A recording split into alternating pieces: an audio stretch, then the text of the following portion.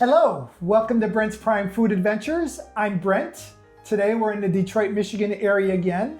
We're going to discuss ground beef and we're going to make pub burgers. And my special guest today is Steve. Hello.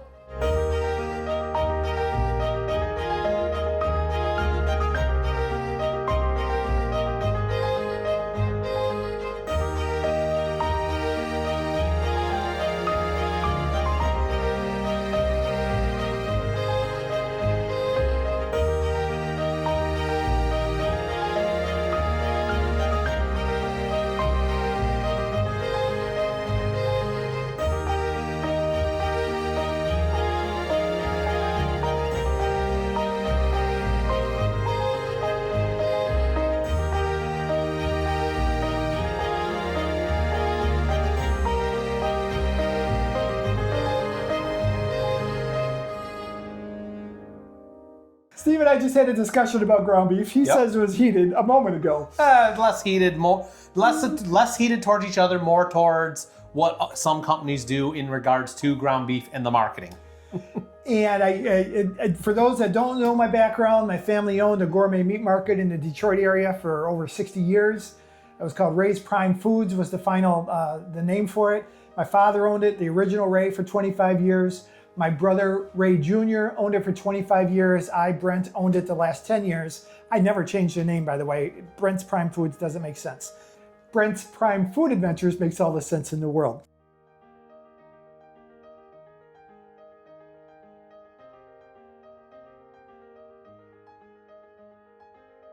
So when we talk about ground beef, the most important variable is the fat content. There are other variables, I think I've got 7 or 8 that are listed that we're going to go through. It's not where the meat's from, it's not is it Angus, is it choice, what cut, what area.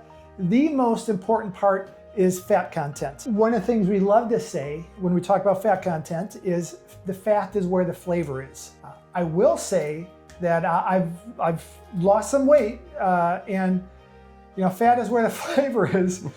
Jack Sprat could eat no fat, his wife could eat no lean. When you look at the picture of that fairy tale, Jack Sprat is very thin and his wife could eat no lean is larger. So I do want to say that I enjoy fat. However, I also understand that from a dietary standpoint, it's something you just have to be aware of. So we're making burgers today. We're making pub burgers. At our store, we had 15 or 18 kinds of pub burgers that we made. They were each a half pound. Some examples would be bacon and cheddar. We did a chicken sun-dried tomato chicken sausage. We did a barbecue pork burger that was with ground pork, but most of them were beef. And what we're going to do today is Steve here has 3 different pub burger recipes that we're gonna make.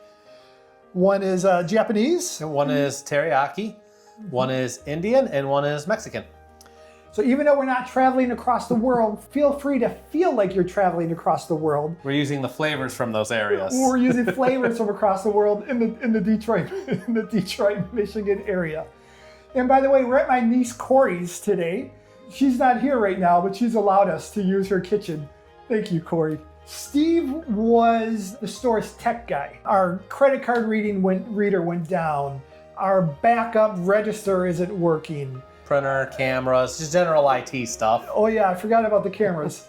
And I'm not very tech savvy, so we'd call Steve. You shopped at the store basically all your life, is that fair? I didn't know about it when I was really little, obviously, but yes. But your mom has shopped at the store for... Yeah, and I believe you guys had a Trenton location years and years ago, and my Aunt Mary actually worked at that location back in the day. So when we say we're downriver, we're south of Detroit, I can't tell you how many times I've heard stories where so-and-so used to work for your father. Mm-hmm. Just today, I went out for a cup of coffee. I'm traveling in from my Boulder, Colorado home, and I see a customer at the coffee shop with a lot of hugs, the children. Ray's Prime, and we hear a dog, and that's Oliver. That's okay. Pets are allowed at Ray's Prime Food Adventures. They weren't allowed in the store, though, ever. I wouldn't let that. No shirts, no service, no pets. We will allow pets to be in the background during episodes. So When I say Steve doesn't know how long he shopped at the store because he was a child, know that his mother was shopping at the store before he was born. Let's just say that. Yeah. So long time Ray's Prime Foods customer. And he also is a foodie. If you were able to see my first episode, my son Tyler is in enterprise software sales. He's the one that made the hickory smoked kielbasa with me. He's a foodie, but he's not in the food industry. I was in the food industry off and on. I would have went into food if I didn't go into tech. That was actually, it was one of two. Point is, I want you to know it's okay to be a foodie, even if you're not in the food and beverage industry. Perfectly okay. And you're probably also thinking, plenty of people in the food and beverage industry that act like they're foodies or think they're foodies, and they're not. Steve has had pub burgers from the store before, some of the kinds that we made, and he's developed his own. And that's what we're going to do today. The 3 recipes we're going to make today are his own proprietary pub burgers. They're not the ones that were made at the store. Our plan is to have available to you the recipes for the 3 burgers we're going to make today. At Ray's, we had 5 kinds of ground beef. One was ground sirloin, one was ground round, one was ground chuck, one was ground beef, and one was hamburger. And the ground round and the ground sirloin were both 90-10. That's 90% lean and 10% fat. I would always say, we say it's 90-10, but we grind leaner than that. And that was the truth. The ground chuck and the ground beef were 80-20, 80% lean, 20% fat, and the hamburger was 70-30. The ground sirloin, the ground round, the ground chuck were made from, those products. The ground beef and the hamburger were made from beef, genuine beef, lean beef, and from our trim. The trim, the beef trim, could have been anything from prime rib, the rounds that we made, or the New York strips that we cut. We would save that trim. We would use that for our 80-20 ground beef, as well as our 70-30 hamburger. I want to say that fat content is the critical item when you're buying ground beef. Nothing else. It's the most important. It's not the grade of the meat. It's not where the meat came from. Typically, the ground sirloin was the most expensive. The hamburger was the least expensive. So there's some price points that are in there as well. Today, we're using 80-20 ground beef. And this was something that was bought from a big box store. So, you can only get 10 pounds. When you got it in the store, you got it in a plastic bag. Yeah. And the ingredients in this, 80-20 ground beef. That means that it's beef and trim. It's not chuck or round or sirloin, for instance. And then when you look at this, it actually says ground beef. This was made in Greeley, Colorado, and we bought it in Michigan. The fat content, briefly, Steve, I was talking about how the lean, the 90-10, I would use that for something that was in a sauce. And I'm very conscious of my fat content that I eat now. And if I was going to make spaghetti, or maybe even tacos, because my tacos were always saucy. If you're going to do something that you're putting the product in a sauce, go with 90-10, please. But if you're going to make burgers, you need some juice. I'm old enough to remember in the 90s when they said, this is when cholesterol started becoming an issue for the first time globally. They actually said after you cook your ground beef, you're supposed to rinse it with water and then drain it. No, thank you. No. We don't do that anymore. But that was something that was a thing once. Of course, you're going to drain the fat. And people would always say, we buy the burgers at Ray's, there's no fat. I can't believe even the 80-20. But yeah, you would want to drain that. Drain the fat or cook it off. Like if I'm doing, when I do tacos, I usually have it in a pan and I let it cook long enough that a lot of because you want that sear to it. Yeah. So rather than draining it and putting it back in the pan, I would always let it kind of cook off, but let all the seasoning stay. Sure. Back in the day, because I was working in the butcher shops in the 70s, the product we sold the most was the hamburger. People were less concerned in the 70s and 80s and even 90s about fat content, and that was the least expensive. That was the one we sold the most of. I feel like when I owned the store the last 10 years, so that would have been in the 21st century, we closed it in last year in 2024. I would say that ground chuck, the 80-20 ground chuck, was probably the most popular, but you could see where the leans, the ground rounds and the ground sirloins were becoming more and more prevalent. Decide what it is you're going to make and then buy your ground beef accordingly. So this is ground beef. This is just two ingredients. Ground beef. Yeah, that's it. When you look at the label, Steve says ground beef. There's only meat in there. When you buy patties, the USDA will allow products in there that aren't beef. So when you're buying ground beef, it's supposed to be only beef. It's supposed to be only beef. But when primarily is only beef. It's supposed to be. Ideally. This one says ground beef. But when you buy patties, they get put in fillers. And it's allowed by law. Why you wouldn't make your own burgers is beyond me. If you want to buy the prepackaged patties, at least read the ingredients. I know one time I looked at a box that was sold at a big box store, and one of the ingredients was beef heart. That's why they look so different. Like when you make a patty versus those frozen ones, that's part of how they're so uniform. My suggestion or advice is stick to making your own burgers, and then you know that it's ground meat in there. Or at least read the ingredient labels when you're buying ground beef patties to see what's in them and recognize that. Just a quick story, there was something, I don't know if it was in the 90s or in 2000s, it was called pink slime. There's people who are gonna be like, I knew about pink slime. People thought you were allowed to put pink slime because it's a beef product.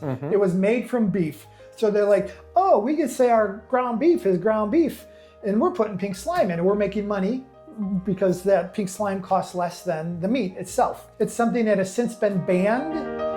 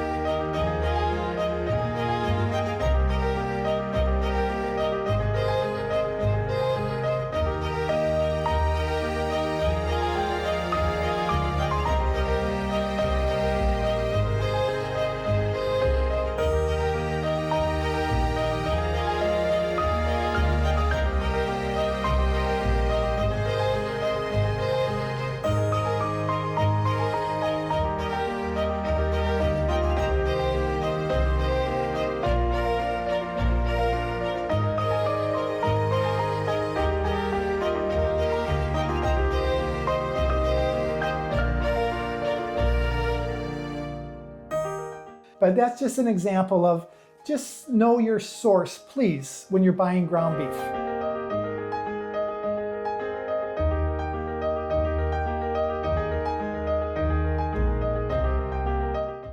Ground meat ages quicker than steaks because the air gets to it. Sometimes it gets gray, sometimes it has an off smell. We ground meat fresh every day, without exception, every morning. And if we ran out, we would grind it again. There was always fresh ground. And the people again would say over and over, I don't know why your ground meat tastes so much better than the box stores. I think that the freshness of it is part of it. This has been vacuum sealed, made in Greeley, Colorado. I don't see a date on it. Oh, it does have a sell-by date. Oh my gosh. The sell-by date is September 12th. Just so you know, today is August 30th. So this tubed meat is gonna last another 2 weeks approximately. You know, I just wanna say we ground fresh every day. Know the freshness of your ground meat when you're making it. Was it transported frozen? Was it how was it transported? When we ground it in the store, it went right from our back room into the counter. One of the things people would say over and over when they would talk about ground beef and they're buying it from us is they would say, your beef tastes so much better. When I get it from a big box store, it doesn't taste like anything.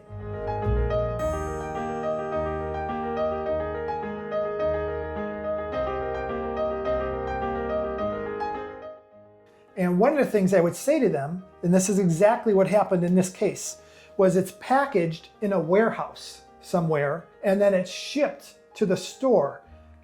A lot of the big box stores don't even have grinders in their back rooms anymore. The meat comes in made in some kind of warehouse or distribution center, packaged, shipped out. If you said you wanted 1.5 pounds, they won't break it up. You're gonna only be able to buy what is there. I know one of my sons once went to a meat store and asked for 2 pounds and they only had 1 pound and 3 pound packages. And they said, I can't do it. It was my son Spencer.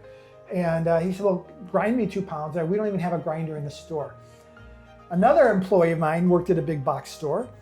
And what they would do there, they had a grinder, but the meat would come in big tubes and then they would just grind it again. So it wasn't fresh. Weird. It wasn't fresh. And this is a brand. If I said the name, you guys would be like, oh yeah, I shopped there. And they called it the gray meat or the tube meat. And it would come in ground once. And that's actually why I love that this is in a clear package. I can see it.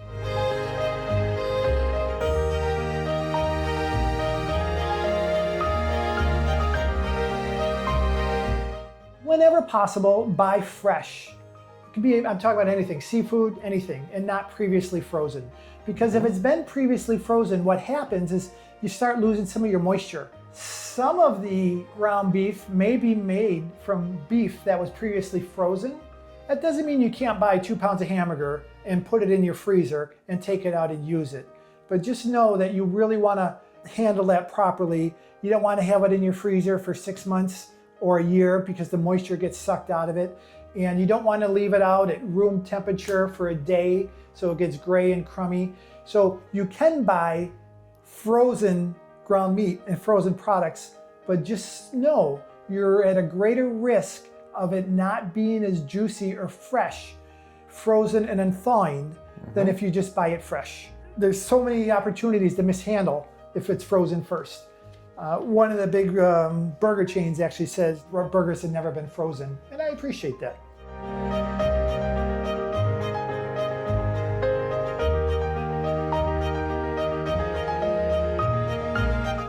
All these people, like I knew somebody once who would come in and buy boneless prime rib at $19.99 a pound and grind it and talk about the quality of their burgers. Or it might be brisket, or it might be beef short rib, or it might be other products, other cuts that are ground. I also know people that are like, oh, this is Angus, so this is gonna be better, or this is prime, or so the grade, and by that I mean, prime, select choice, Wagyu, or the cut, and by that I mean chuck versus sirloin versus short rib. That's the least important of all these other items that we talked about. So we really want to focus on the other items, and then we get to what part of the cattle the product came from, and we get to what was the grade of the cattle, because that is the least important of all.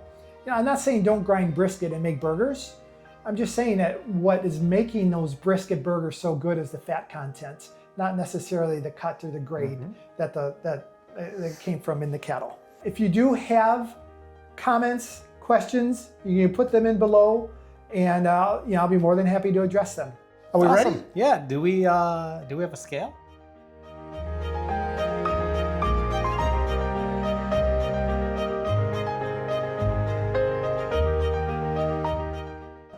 I do want to say, guys, Steve has helped me with some of my technology in the early parts of Brent's Prime Food Adventures, and it's been a very value-added thing for him to do. So thank you, Steve. No problem. Now it's live in front of the world, and I appreciate what you've done. In addition to being a maker of pub burgers. So what we're gonna do, Steve. I usually have a scale. I didn't bring it. It's also an old postage scale from like 1988, so. A little embarrassing. We don't want to show that on film. A little bit. Like you put a bowl on it, turn the knob, zero it out. Okay. So we have 10 pounds of burger here. He's going to trust me that I can cut this into a third equally. So we're going to use 3 1/3 pounds for each kind. The Japanese teriyaki, the Indian, and the Mexican. And we're going to make 1/3 pound burgers. So if you do the math in your head real quick, that means when we're done at the end of the day, we're going to make 10 of each kind, and they'll be 1/3 pound each. Again, this is 80-20. And then also, we're going to cook some at the end, and we're going to eat them. We're going to have a conversation about, I will have a conversation about which one I like best and why. So I'm going to go ahead and cut this into exact 3 1/3 each.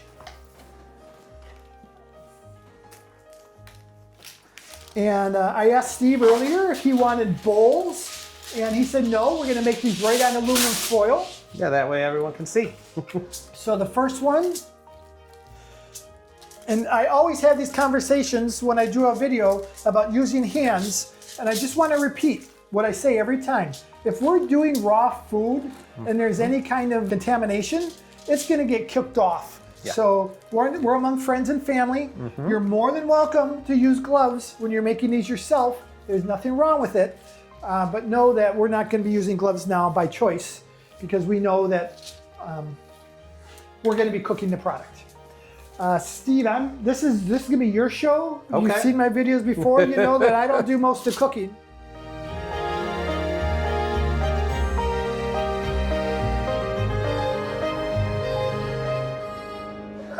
Which one are we going to make first? I was gonna actually leave that up to you. You want to do the teriyaki one first? Sure. Japanese teriyaki. Yep. So all I need is that bottle that I forgot over there because I didn't know we were doing this one first. And then we'll measure it out so we can actually have some kind of reference. So we're going to use, what do we have We're here? going to use the quarter cup. We're going to shake that. And the reason we make pub burgers, one is, after you heard me talk about what may go in a burger, you might want to make your own burgers more often. But secondly, we're about flavor. We're foodies. So, we like flavor. So what is the ingredient we have? What are we using? So right now I'm using a teriyaki sauce. Okay. Like a pre-mixed teriyaki, and I just put a half cup of that in for now, and we'll... Can we just call it teriyaki? Although I see that there's some other things in it. When I look at the ingredients, it says there's in addition to the soy sauce, there's some onion, some sesame seeds, some garlic, some ginger puree, some ginger.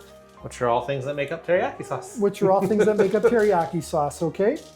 So. And these ones are the trickiest ones because it's wet.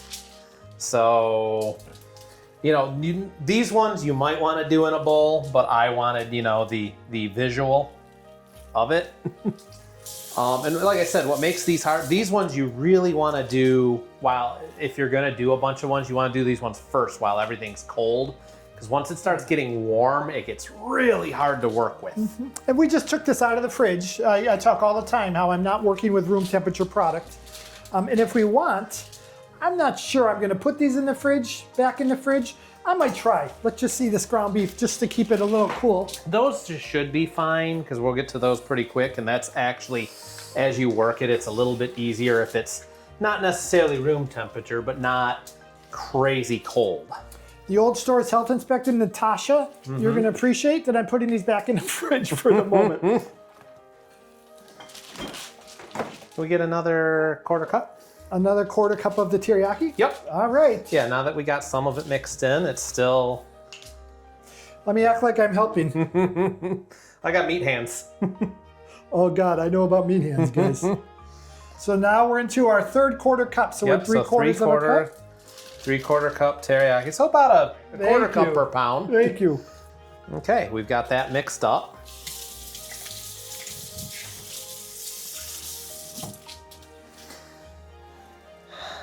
Now the hard part is I don't know exactly what 1/3 of a pound for a burger. So if it's okay, I'll make the first one or two. Yeah. And then we're just going to make 10 equal burgers. So at some point we may be taking some away and putting I could some actually... Instead of trying to visualize it that way, I could probably press this out a bit and break it up. So this should be about 5 here, maybe? You got a lot more experience in that one. I use a scale. Just gonna say, I'm gonna just make 10 equal meatballs that we're gonna press. Yeah. When we had the pub burgers at the store, the pub burgers were a ½ pound each. And we had a press. So what we would do is we would actually use the scale, like Steve said, and we would put ½ pound little balls like this on the scale until they were ½ pound, put it on, take it off, and then we would put it in our little, it was just a stamp, and we'd put the burger in there. And we had great recipes. Really, some of the ones we had were so unique. A jalapeno and cheddar, chili and cheese. I talked about the pulled pork pub burger.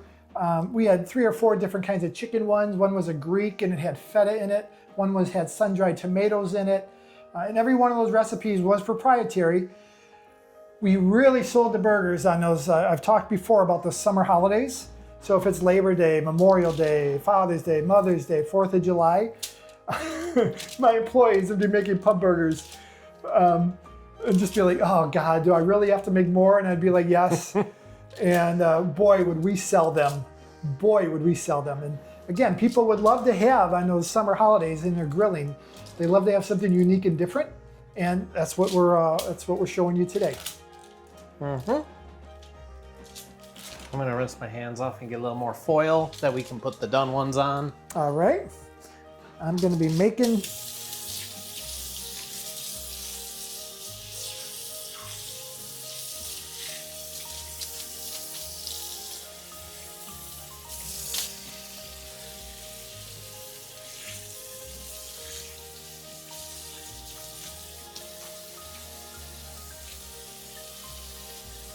and then, just so you know, if you had a scale, these would be exactly a 1/3 pound each, I'm sure. Pretty close. When the power would go out and we would lose power in our scales, some people would come in and they would say, can't I just get a pound of ground beef and pay cash? I'd have my brother Ray get it. Because I'd say, Ray knows what a pound is. And of course the employees would trust us. Not the employees, the customers. And he'd just get a handful and throw it in the container and say, okay, here's a pound, $4.99 or whatever the price was. Take it up front and pay cash till our power comes back on. You get pretty good at knowing what a... Yeah, when you do it for years. Yeah. Well, and that's why even when we would buy the meat from you, we'd get the meat package and it would be, you'd always want to sell it as like so many 1-pound burgers. And I'm like, please don't press them. Just give me a giant bag of meat. I'll take care of it. I got a scale and I'm separating it out into different sizes for different things I'm making. There we go. All right, we're running out of room, so your extra piece of aluminum is going to come in handy. Mm-hmm. Are we just going to go give you these like this, and we're going to do it? That's our plan? Yep. What if we mix them up and we accidentally label it the Japanese Indian? How are we going to tell the difference? Usually different foil for each one, but yes. When I've taken these places, that's actually been something I've had to do is wrap them and label them. Yeah, I think I'll be finding a marker. We are going to be doing. Steve and I talked about how many of each we're going to get when we're done, by the way. There we go. All right. I'm going to leave these with you again. Mm-hmm. I'm going to go wash my hands. Do you feel like you're good? Yeah. All right. Yeah, I can put these ones up here on the folded foil.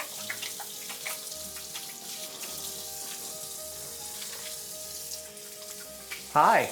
He's waiting for me to drop something. I'm sorry? I said Oliver's waiting for me to drop something. Yeah. He's right here. Ollie's a character. All right, so I mentioned that I was at my niece Corey's and she just came home. Hello. Hello, Corey. I didn't know if we were filming or not. We are now. All right. We are now. Corey, by the way, just got her law degree.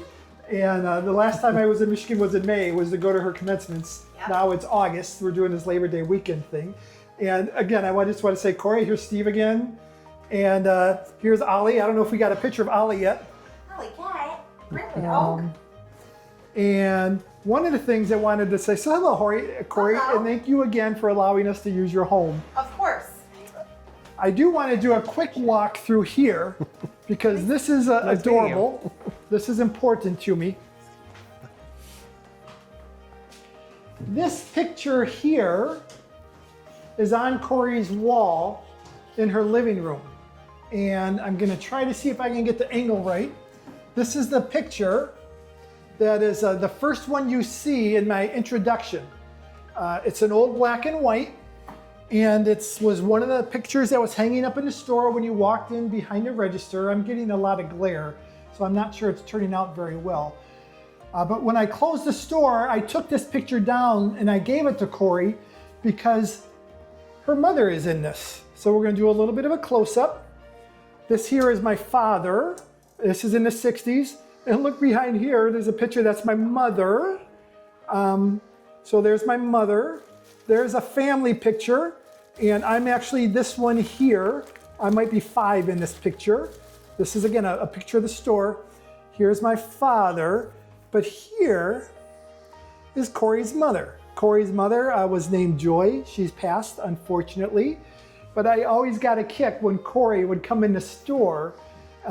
She also was a customer, and she would look at this picture, and I would say, look, Corey, here's a picture of your mother when she was maybe 9 or 10. You could just barely see her looking over the counter.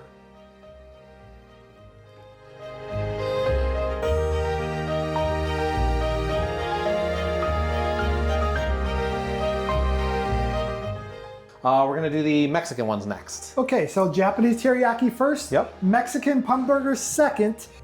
Yeah, we had a little bit of excitement when these Corey came into her home and made sure Steve and I hadn't burnt it down yet. Everything's okay. Then she had to run back out the door. Beat the traffic. Labor Day weekend, she's heading to a cottage on a lake, which is something we do in Michigan. We're gonna use salt, pepper, cumin, garlic powder, and onion powder. Salt, pepper, garlic, you said? Yes. And was there anything else? Onion powder and cumin. So we have all our ingredients. We're gonna do measuring spoons. Yep. Should I get that 1/4 cup one again? Will you need that? I don't know, because I don't normally measure things. That's the hard part, is I'm measuring everything out for all of you. I usually just pour it on and it's chaos. I go with the flow. We're cooking with vibes. For those of you who watched the first episode where my son Tyler and I make hickory smoked kielbasa in Chicago, he makes the funniest comment about, we don't really measure things in our family. So Steve's not even a member of the family, and apparently he doesn't measure things either. So we're going to do the best we can. Yeah, I would say we can probably do a teaspoon of salt.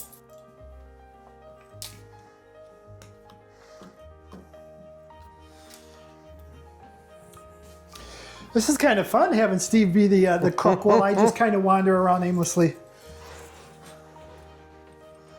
Yeah, a teaspoon of salt looks good. I'll crush that. There's a big chunk of salt that I'm just gonna... And then we're gonna do...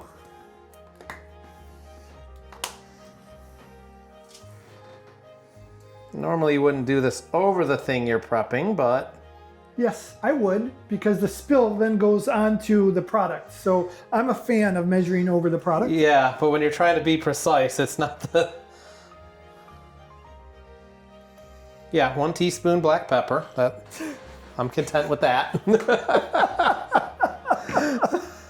And then my onion powder's a little... Uh-oh, the onion powder's a little clumpy. Yeah, it is.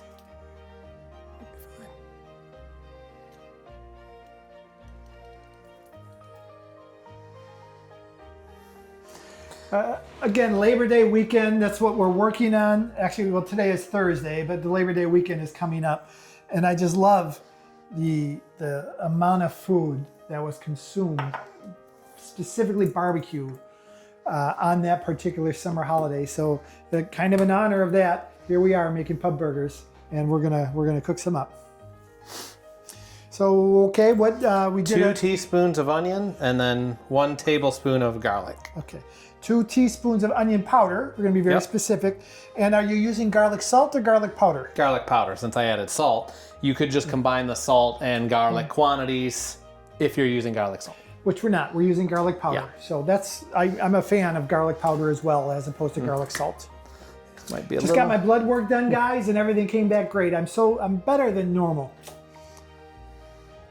What do we have now? Cumin, ground cumin. Uh-huh. And we're gonna do at least 2 tablespoons of that. Cumin is a spice that I use a lot of as well. I always have cumin. 3. Of course, I put it in my chili. Oh, three tablespoons. Oh yeah. There we go.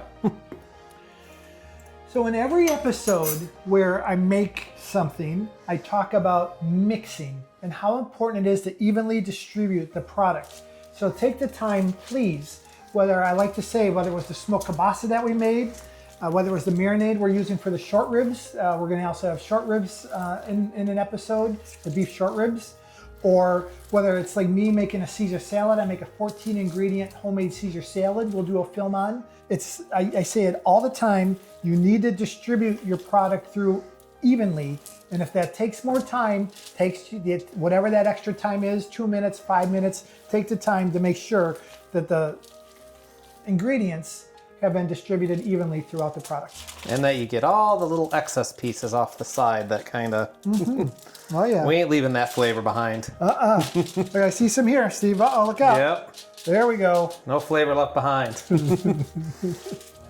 While we're putting them into 1/3 pound pieces, and I'm going to help you with that. That's a half pound. Yeah, that's too big. That feels... What I'm going to say is, Steve mentioned that none of these have cheese in them, but when we cook these, we are going to put cheese on top of this one. We're going to go cheeseless for the Indian and for the Japanese teriyaki one.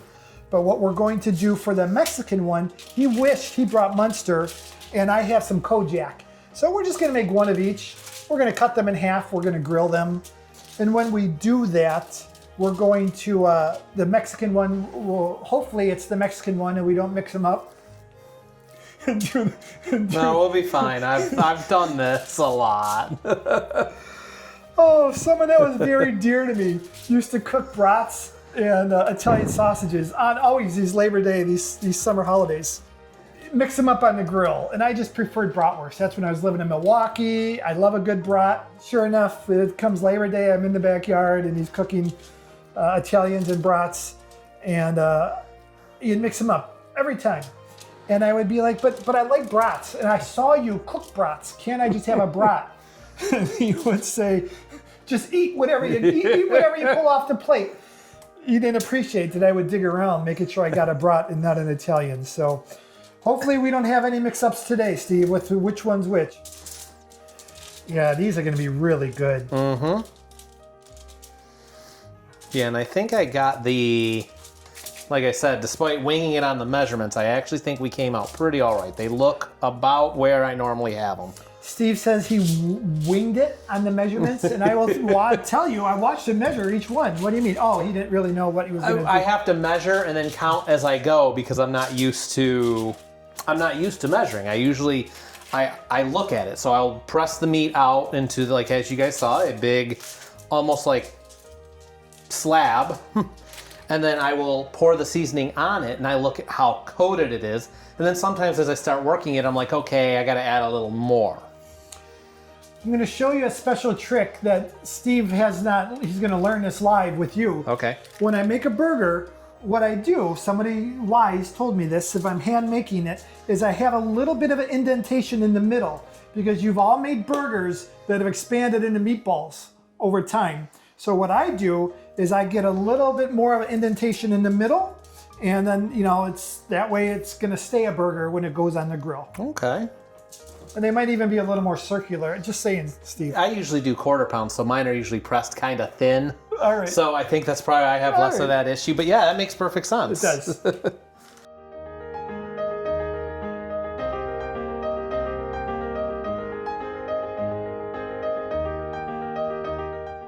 So for this, we're gonna do a teaspoon of salt. All right. Teaspoon of salt. I'm going to hand you things so it acts like I'm doing something. We're going to do 1.5. All right. I think we might have a little more meat here. I don't know. Oh no, that's exactly, it's exactly 3 1/3 pounds. Yeah. So we're going to do 1.5 teaspoons of salt there. And I can go out my way. We'll do the pepper. And for that, we're going to do 1 teaspoon. These teaspoons just look bigger than they are, maybe because they're steel. And, that's what we talked about when we said that's about a teaspoon right there. When we measure over the product. That's why we measure over the product. And what is this that you're adding? That's about black pepper. Black pepper. So we have about a teaspoon of that, and it's in my nose. Hold on. Okay, I think I'm good. Before we started, he asked me if I like hot food. So, I like hot food, Steve. And then we'll do, this is my onion powder. We're going to do a teaspoon. I'm gonna do 2 teaspoons of onion powder. I'm just breaking up the chunks here. Then we're gonna do 2 teaspoons of garlic. And we'll see what happens with this one. Come on. This one has more ingredients in than the others.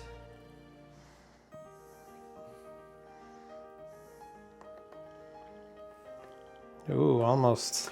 I will be cooking mine on Labor Day Monday. I'll be bringing them back to Boulder. We're gonna, what's the word I'm looking for? Vacuum seal them. I'll put them in my luggage. I'll bring them back. I'm used to traveling with food. One time they stopped me at the airport, the Detroit Metropolitan Airport. I was bringing a seasoning down to my father, the original Ray, who lived in Naples. And I said to the guy, because the airport's only 5 miles from the store that I own, and I said, are you not from the area? I own Ray's Prime Foods, and this is a seasoning I'm bringing to the original Ray. And the guy says, no, I'm from Toledo. Because I'm thinking he's a local guy and he knows who I am. So make a long story short, he had this tape and he took the seasoning, then he was going to put the tape in the seasoning to make sure that it wasn't incendiary. And his boss was like, no, you take a little bit of seasoning out and you pour it on the tape. And it was a little bit of a show. So just so you know, I'm used to traveling with food. And if they gave me a hard time about the burgers tomorrow, I'll live. So what was that you just added? That's a half a teaspoon of fenugreek powder. Of what? Fenugreek powder. Okay, I'm going to spell fenugreek because this is not something that I'm familiar with. I don't do a lot of Indian cooking apparently. I like Indian food. Fenugreek is F-E-N-U-G-R-I. No, G-R-E-E-K. It came off the fenugreek. It came off with the tape. Yeah, so you can see that. Fenugreek. And F-E-N-U-G-R-E-E-K. And if you're in an Indian market, they may label it as methi powder, M-E-T-H-I. And that will be on the ingredients that you'll see. I'm getting excited here. I'm losing total track of what we're doing here. So what are we using now? Half a teaspoon of yellow mustard powder. Ooh. If you don't have yellow mustard powder, you can use just a little bit of mustard. Not a Dijon, just a yellow mustard? Yeah, just the yellow mustard. And technically, so they make a mustard oil, but you cannot sell it in the US unless you label it for massage purposes only. So if you go to an Indian market, there's something about it being high in omega-3, so high that like they don't want it for consumption here, but they use it in other countries. So you'll find it oftentimes in the Indian market, like in the vicinity of the food, but it'll say for massage purposes or something on it only. Wow. Yeah, It's amazing. and it's one of those things, you can eat it. We just kind of frown upon it here in, can you hand me the garam masala? In the US because I do own garam masala. I do make enough Indian food that I have that one. It's expensive. That bag probably costs $100. It is expensive. This bag was probably like $7, $8. All right, well you shop in I there. got Indian markets nearby. Yeah, okay. I bought some organic and mine was $10 for a little jar. That is was a like this large big. part of why I love this state is just the diversity. Yeah, in Michigan we're talking about. Even the Detroit area. Yes. I absolutely agree. 100% agree. I love it too. Love it. Hey, customers at the store love the diversity. Love it. So 1 tablespoon of garam masala. I used to have customers bring me food almost on a regular basis. And of course it wasn't just me. They were doing that for Ray. But people would bring, Italian dishes, Indian dishes. Somebody once I got some lamb liver for. It was a special order, and they made curried lamb liver. Oh, delicious. So I would get a lot of spadini was one of the ones that you do a really thin sliced meat, like a top round steak, and then you roll it. There's a Sicilian version of that too. We used to call it Sicilian hot dogs. But anyways, people would come in the store and they'd be, I need this meat for a certain recipe. And I'd be like, well, God, that sounds so interesting. So they would end up bringing me back a little bit. One of the local farmers would make his own sauerkraut. It was the best sauerkraut I ever had. And, Yeah, that's the spices. red chili powder, extra hot now. Yup. Did I miss anything while I'm I talking? did a tablespoon of curry powder. And then the chili powder is as much as you would like. The one thing I will say is if you can find a chili powder versus like a cayenne, even though they're pretty similar, cayenne has a more distinct flavor to it than the ones that, like the chili powders you tend to get from like an Indian market. So they don't overpower any of the other flavors. I agree that, yeah, there's a distinction between the two. The curry wasn't just curry powder, it was hot curry powder. It might not be. I reused that container. Oh, yeah, all right, possibly. But the chili powder clearly says extra hot. That is definitely extra hot. All right, and so that you do as much or as little as you like. You can skip it completely. Everybody's different. So now we're going to do truly the most important part, where we're going to mix it and we're going to blend it all in. We're done. We're going to package these. Quick recap, if necessary. Teriyaki, I'll call those Japanese, Mexican, Indian. And now what we're going to do is we're going to get these packaged. Steve and I are allocating them out. And then we're going to get one of each cooked. We're going to cut those in half. And then Steve and I are going to enjoy them and see which one we like best, what we needed to do, what we didn't do, how everything turned out.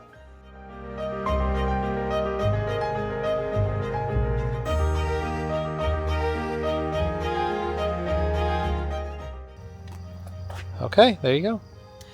Okay, now we're outside. Steve has the microphone, or Steve has the camera in his hands. And we're gonna cook these real quick. I'm gonna tell you what I'm gonna do. We're not gonna show the whole episode, but one is I have buns and I like to toast my buns. I'll take them off, but I'll just put those on the top rack real quick. And what I will do, and I have them in order so I know which is which. This one is, and I have a hot grill. There's the Japanese, there's the Mexican, and here is the Indian. I have it now on high heat. I cook all burgers and steaks and fish on high heat. If I'm grilling pork or chicken, I do that on a lower medium heat. The reason why is you typically want the pork or the chicken to cook all the way through, whereas you're gonna be searing the beef. So what I do is, for me, it's 5 minutes on each side. I do 2.5 minutes and then I turn it, rotate it, and I do 2.5 minutes, and I like to get the grill marks that way so that you'll see that the grill marks have a cross on it. So 2.5 minutes like this, 2.5 minutes like this, and then a flip, 2.5 minutes like that, 2.5 minutes like this. I'm gonna set my timer and we'll be eating soon. We're live again. Steve is cryovacuuming our burgers. Yep. We're ready to sit down. I've barbecued them for approximately 4 minutes on each side. That would be the spinach, the onions, the tomatoes. We are going to officially eat half of each, so we're going to have 1.5 burgers each. A little more than I usually eat. I got some potato chips, and we'll let you know how they turn out. So now we are grilling. The first, Steve and I ate one of each, and we're going to share which one we liked best, why we liked it. And while we're doing that, he's already packaged some ones for me that I'm going to share with friends and family. And then we're also cooking his. So what we're doing now is we're cooking Steve's burgers. And he was nice enough to say, just cook them. We don't have to keep them straight. So when I do a burger, I want to say this again, I do 5 minutes on each side. And I do a little, I didn't rotate them this time. I got a really evenly burning grill. Thank you, Miss Corey. But I do 2.5 minutes one way, then 2.5 minutes the other way. So let me just set the alarm again. And I'm going to repeat that. It was actually 2 minutes. Excuse me. And now I'm going to discuss, while Steve's holding the camera, which ones I like best, and then we'll let Steve talk about which ones he liked best. I enjoyed all three. Neither of us are used to having cheese on our burgers anymore, so we like the cheese on the Mexican, but it was a little different. I will say this about them. The Japanese one was juiciest because that had remember the ingredient was the teriyaki sauce, and that had moisture in it. I thought that the Mexican one was actually the spiciest, believe it or not, and I like spicy, so there was no problems there.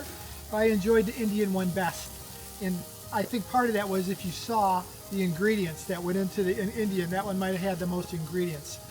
I hate to over season anything. I think that's a rookie mistake. So you always have to be careful of over seasoning. And that's an easy thing to do. None of them were over seasoned. I enjoyed each one. Steve, what did you think? So the teriyaki, so juicy, just the right amount of flavor. That one was perfect. Like, for having not measured it before and trying to make this up, I nailed that one. The Mexican, I felt like it was maybe missing something, but I'm not used to eating them with cheese. Ideally, you would want to eat that with like Munster. So I think it could have used maybe a little more onion and garlic, not much. And it also, I think it would have been really good with onion and cilantro on it, like a street taco. Cilantro would have been good. Yes. If you like cilantro, if you don't have the thing that makes it taste like soap. Yeah, I know there's some people that don't like cilantro. And then the Indian one is, I think I'm just not used to it because, like you said, a lot of people over-season it. Usually my Indian one is way more seasoned because I'm used to going to, like, Indian restaurants and eating, let me get it hot and as flavorful as you can make it. So I'm used to eating a lot stronger on the Indian burgers, so I think that's what kind of threw me off. Those are charbroiled. Yeah, well, this is going to be delicious. I just turned the grill off, just so you know, and then I'll shut this. Cut off air to the flame. Yeah, cut off air to the flame. If I was on my game, I'd have a little water. Actually, I have some here I could put in. So I think I'm just going to shut this in just a second, and I'll be fine. Ooh, that's some juicy ground chuck, everybody. Yep, with that 80-20 blend, I think we put too many on, and there's a little too much grease there. Okay, so again, in the description, there will be a recipe for each of the three we made. I'll have also the bacon and cheddar pub burger that was made at the store and one other of my choice. And then there will be some additional recipes there if you choose to download those. They're all going to be in downloadable PDFs. What I'd like to say, everybody, is welcome again to Detroit, and cheers.